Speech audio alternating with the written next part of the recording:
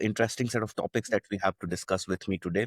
But before we go there, I would like to give a brief introduction about Mr. Bipin. He's a seasoned cybersecurity leader with extensive experience in securing global enterprises and industrial environments across IT, OT, cloud, and AI ecosystems. He's currently serving as Cybersecurity Head at Tata Communications, where he leads a comprehensive global security portfolio, driving governance, risk management, compliance, and secure digital transformation at a scale. He has successfully built and scaled 24 cross 7 SOC operations, integrating advanced threat detection, XDR, and AI driven analytics to enhance resilience and incident response. His expertise spans across IT, OT convergence, zero trust architecture, industrial security standards, and enterprise wide risk governance. With a prior leadership roles at Adani Enterprises, Wipro, and Capgemini, he has architected cloud security frameworks, led large scale cybersecurity programs, and developed next generation security services portfolios. He is known for combining strategic vision with execution excellence. He enables organizations to operate securely in complex, high risk digital environment. Thank you so much, Mr. Bipin, for joining us on this podcast today. Thank you so much. Thanks for inviting me, Rishikesh. I'm looking forward to have an interesting session today. Thank you so much, sir. And when did you lose all that hair? Like, So that's a collective, I would suggest, efforts of last 20, 25 years since I'm in the industry. I mean, you know how cybersecurity jobs are, right? They're always high pressurizing. There's always gonna be something or the other going on. And that eventually, the return gifts which you get along with your salary is, of course, what you see. right. Sir, first one is a pretty interesting one. And because since we have picked up a theme around, smart cities, first question obviously starts with that is that when we talk about smart cities, sir, people think of convenience like traffic systems, surveillance, automation. From your experience, what actually sits behind the scene in terms of IT, OT, and infrastructure that most of the people don't see? So the question, right, that what powers today's smart cities are not only the applications which we use, it's everything is connected, everything from the application layer to from that means the IT layer to the cloud layer to the data layer. Everything is now connected. We usually call it as, and that's where Gartner also prefers calling it a cyber physical system. So the physical layers like power grids, the traffic system or the water management systems are now increasingly getting connected, or rather, I would say not now, are increasingly getting connected for last couple of decades to the different application, different IT systems. Right? And because of this, you know, interconnected systems, the efficiency and, of course, the efficiency of all these toolings have gone up, but then their dependency on internet has also increased. And some of the systems were, legacy systems. Now we have been using electricity at our home since the time when there were no computers, right? So the systems are more, the legacy old systems. And when they get connected to internet or to different applications, they're of course coming up with challenge, and that's what we are trying to address. Right. And as kind of cities become more connected, the attack surface expands massively. Uh, Correct. and what, as per you, sir, are the most critical vulnerabilities when it comes to a smart city ecosystem? So the moment you say smart city, right, your attack surface has increased or has become massive. The reason is because, smart cities these days connect everything, as I mentioned earlier, right? Right, from traffic signals to electricity to everything, every consumer utilities which you are using is getting interconnected. Now, legacy systems are not designed for cyber threats. I mean, specifically the power substation systems, right? They have been in production for decades now. They're not being designed to connect to internet, or they're not being designed keeping hacker in mind. So that's the biggest vulnerability. Then most of the system, if you look at the network layer for the system side, infrastructure is usually flat. There is no zones or anything like that, because the purpose of those systems were basically to do heavy lift and shift of the day-to-day operations. I mean, when I say operations, I'm talking about physical operation. They were not designed keeping security in mind. Plus, there are multiple third parties that are being used. And a signaling system or power distribution system can anywhere have a PLCs or SCADAs that is being manufactured in any part of the globe, be it China, Korea, or whatever, right? So this third party risk is one of the second largest, third largest, we can call it as the risk or vulnerability that comes in. And of course, there's no visibility, right? There's no centralized place to understand if there's an attack happening. So tomorrow, if my rail network goes down because of some cyber attack, I have no other understanding that, whether it's a targeted attack happening to my country or to my infrastructure, just like what, digital fog happened in recent war that happened between you know, between Americas and Iran's, right? There was a digital fog. Yeah. But then for a country, it becomes very difficult to understand because there's not simple single monitoring for everything. So downtime impact and all those stuff come into picture. And that's also biggest vulnerability. Yes. And I was kind of reading somewhere, sir, like, that Israel actually hacked into the traffic systems of Iran, before, much before the war actually began. So, and I've also started seeing is that a lot of these public utilities are having now CISOs, in place since it becomes a national, security issue now. So how do you think this landscape evolving, sir, especially from the OT perspective? Because most of these smart cities have a lot of OT in place. Correct. So the mindset, as you said, right, most of the companies are now having CISOs or, especially cybersecurity, mindset. The reason that is changing or we are moving towards is because of, traditionally we were only looking out for data confidentiality when it comes to IT, right? Now, when you look at the OT or the cyber physical systems, it's about availability and safety. You cannot simply shut down power generation unit when there is an attack, that the impact becomes massive. So the physical disruptions can cause panic in the country. And that's essentially the reason most of these companies now see, dedicated information security officer or a dedicated OT security head governing most of these aspects. Because the systems run 24 by 7. They are not like IT systems. You barely get a downtime in system, right? You can't have a power outage or no water at your home because there's a maintenance going on. That's simply not going to be possible, right? So, and plus you don't have to be intrusive when you manage this system. You cannot simply break, in IT we say, right, that IT systems got, at IT systems were doing some maintenance and then, there was an outage.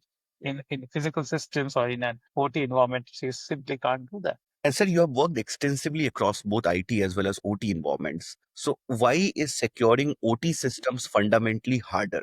And what risks does that create for sectors like power, transport, and urban infrastructure? So one of the major challenge as we discuss even in this session today, right? OT systems are legacy systems.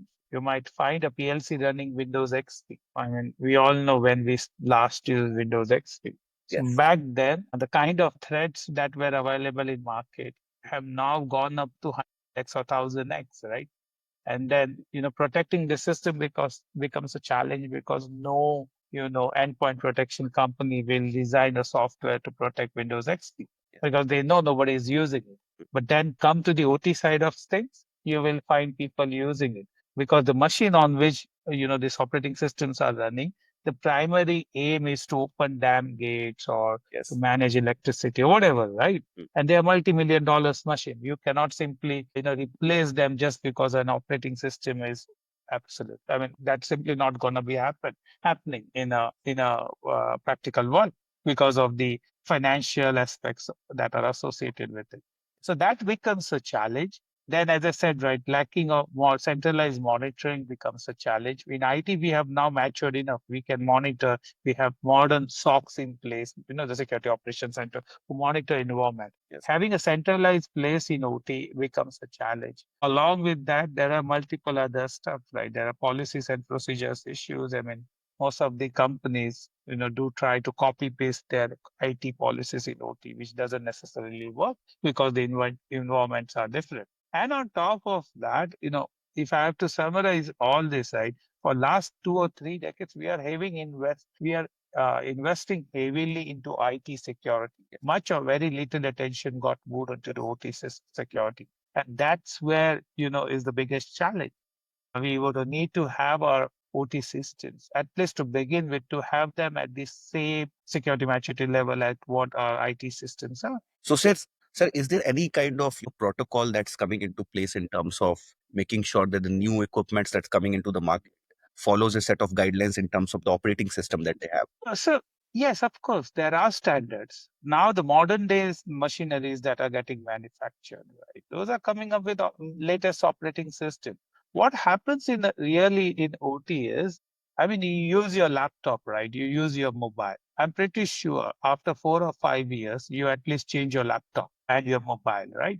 A shelf life of an electronic good in an IT environment is not more than 5, 6, or 7 years at the most. Right. Even if you're using the best possible laptop, I'm pretty sure you're going to be changing it after 7 years. Right. That changes in OT. So a modern day operating system that is hosted on a machine that is manufactured. Let's say I buy a welding machine for an automobile manufacturing company, Yes. right? It will come with the latest operating system, the current Windows version. Mm. But then I'm not going to be changing. I'm going to be manufacturing the car launch today for next 20, 30 years. I'm not going to be changing that manufacturing unit. I'm not going to be replacing my welding machine.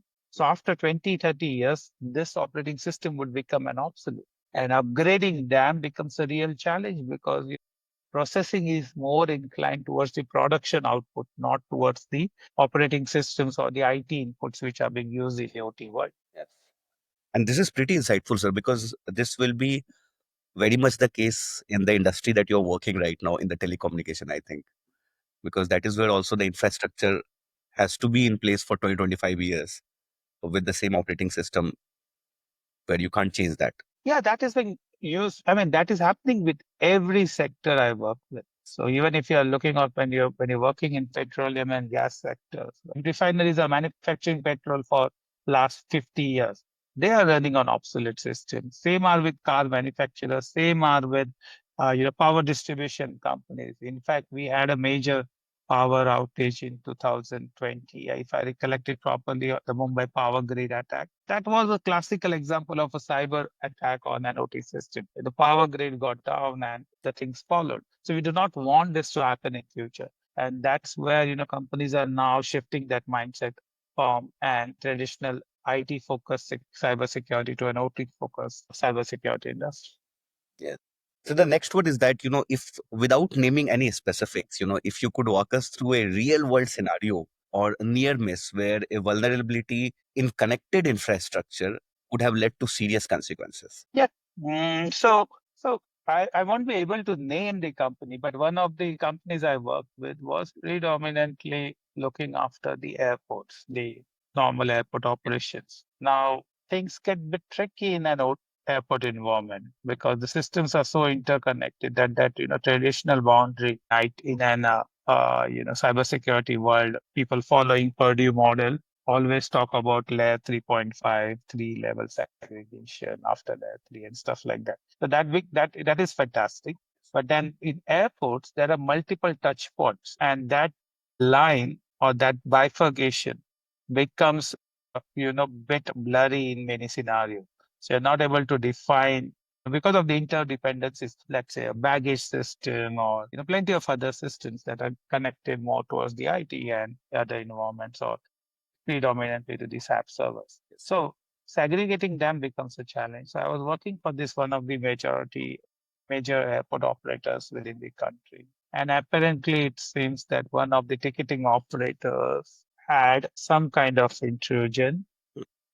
And that intrusion laterally propagated into multiple IT as well as OT systems. And it went to a point where the entire IIoT or the entire IoT infrastructure came to a standstill. And then we find plenty of CNCs getting established, and we realize that the guy is pretty much everywhere, and that everywhere was IT as well as OT system. Mm. We had to shut down that airport momentarily, ask the airlines to divert their flights to nearby airport. There was a chaos. Yeah. There was incident management team who got involved. There were plenty of regulatory bodies who were passing the on information to the air controllers and stuff like that. But then, look at the impact, right? That single backdoor that got established from one ticketing system station created a panic into the entire airport. Now, what we really would have been better in this scenario is a clear IT/OT segmentation or segregation that could have at least kept the operations on even if the IT systems were affected. Yes. But this reached to a point where you can even give a handwritten boarding class. Mm. But then if your other critical systems are not working, you're not going to be flying out. So that was an interesting one. Along with that, we have all known, I mean, part of the famous disclosed OT attacks that have happened over the years. And yeah, that's how it has been. No, this is pretty good one, sir, because and you kind of also mentioned in the beginning that you should have disparate systems where one system affecting should not affect the other system. So Correct. Your impact or that's again a challenge in an OT environment. Because of this flat network, the lateral propagation becomes too fast. Your conduit becomes too large and everything just spells out to every other machine. And in a case of an attack, you just want to contain the infection as fast as possible. And a flat network or a flat infrastructure really gets its own challenge because of now a lot of buzz has been going around AI, sir. So we'll touch those topics as well. So AI is now being used to manage traffic surveillance and even incident response. So from that. your experience, is AI strengthening security or introducing new, harder to detect? I would say either ways around. Is bringing its own strength, detection rate. See, I started myself around 2 decades back as a SOC or a security operations center engineer. Everything was manual back in those days. We used to analyze the log. A same tool back then used to be just doing a basic level of correlation Mm. and then giving you an alert. But then most of the heavy lifting was being left on the shoulders of an level one, level two engineer. This used to slow down the process, and that slowdown used to be critical when you were under attack. What AI has now been doing is the faster detection rates or faster anomaly detection rates. We are using those modern days bots that are trying to enhance level one engineers. I won't say replace. I'm still being very cautious when I use this word enhance. That's because you still need at this moment at least you still need a human who can you know Yeah. monitor that. So that predictive monitoring or those anomaly detection and those automation when it comes to replying back to that incident has improved tremendously because of AI, and that's the strength of AI.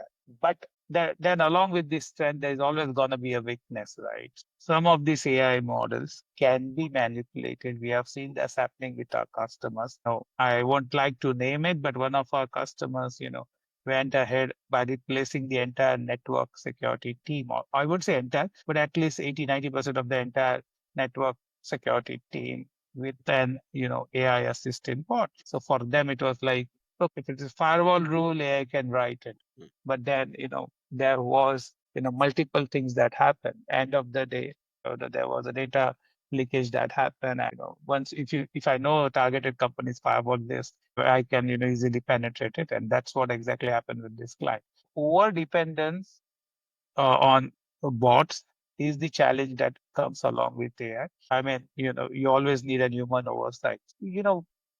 There are big AI generated attacks also. That's a new attack surface which we all need to monitor these days. So to answer your question in one line, yes, AI is both force multiplier can help you to enhance, but also multiplies the risk. Yes. And now, sir, if you were advising a government or a city authority building a smart city today, what would be the top three security principles that they must embed from day one? Of course, for any smart city that is coming up, I mean, Government of India came up with this initiative a few years back, right? That we are building few fast smart cities in India. So one of the core fundamentals the cities should operate upon, the security should be by design. It should not be an afterthought. Afterthought security comes up with multiple challenge. If you're designing your smart cities where security is always being considered right from day one, if you're separating your critical systems from public networks, that's the first principle or first a rule which you need to follow. That is, it cannot be an afterthought. The second one is, visibility before you control it. You cannot simply stop and say that I am protecting. You need to first monitor, understand what needs to be stopped, and then say that you are secure enough, right? So visibility across all these hyper-connected systems becomes an internet challenge. Of course, when we are building smart cities, at least in India, the cities are also coming up with their own operation center, which is a positive thing. Now, what goes into that operations center, smart city operations center, is something which the most of the emphasis should be upon because you need visibility. Yes. And the last principle or last rule which I can apply in this also applies in uh, you know IT environment also. That is zero trust. Don't trust anything. Assume that bridge is gonna happen. See, infrastructure is always designed to be misused. I mean, we design an infrastructure for use, of course, but then we all know how railway designs their switches and stuff like that, right? They cannot have a fancy looking switch. Even Vande Bharat doesn't have that because they know that they are designing it for misuse. People are gonna be using it, or I would say that not misuse, abusive use, right? So that's how the security needs to be. You need to have zero trust on the user who is going to be accessing those smart city infrastructure, and that will make you give you a solid, third pillar of your smart city infrastructure. And now at last, sir, we have a rapid fire, with you, and you should answer that in one line, sir. The first one is smart cities today. Are they more secure or more vulnerable? They are, of course, more vulnerable due to the connectivity or the scale of connectivity they are having. Biggest threat to smart cities? Cyber attacks, with this real world impact that is happening, specifically in the scenario of the war which we are seeing, you know, cyber attack is of course going to be one of the primary things which I don't need to bomb you or send a drone to your city. If I have to create a chaos, I can simply manipulate, signaling systems and make, get life of thousands of people. I mean, that's how potential of a cyber attack is gonna be when it comes to smart cities. So yeah, of course, cyber attack. Sir, AI in cybersecurity, is it a game changer or new attack surface? Difficult to answer. It's a game changer, of course, but it introduces new attack surface also. But then eventually you can't deny it. So we all know after a few years, AI is going to be game changer in most of the industries, and so it's going to be, in cybersecurity or into the smart city kind of stuff. Sir, one thing that government must fix immediately in a Again, the same thing which we discussed earlier, right? The secure government is trying to put security as an afterthought in many systems, which they should refrain from. The security should come by design when they are moving up. See, I've been to many smart cities. The signaling systems are getting automated. Fantastic. They are trying to synchronize signaling system so that you don't have to stop every signal. Fantastic. They're putting servers beyond that. But then what I've seen is security is always gonna be coming in as an afterthought. And that's where it becomes challenging. So one advice which I have to give to the government would be design security into the infrastructure. Don't do it as an afterthought. Yes. Thank you so much, Mr. Bipin, for joining us and sharing all these insights. Extremely, extremely insightful session, especially for all those people who are into the cybersecurity domain and also people who are building things. They should always take cybersecurity as an proactive measure rather than a reactive measure. And why I think Sir has also reiterated it is that most of the industries in India have usually taken cybersecurity as a reactive measure, but now is the time when we start looking at it in a proactive way. Even if you're a startup, a small company building your product, you should take care of cybersecurity right from day one, rather than starting it when you scale to a particular scale. Thank you so much, sir, for joining us and sharing these insights. Thank you so much. Thanks for your time today. And it was wonderful interacting with you.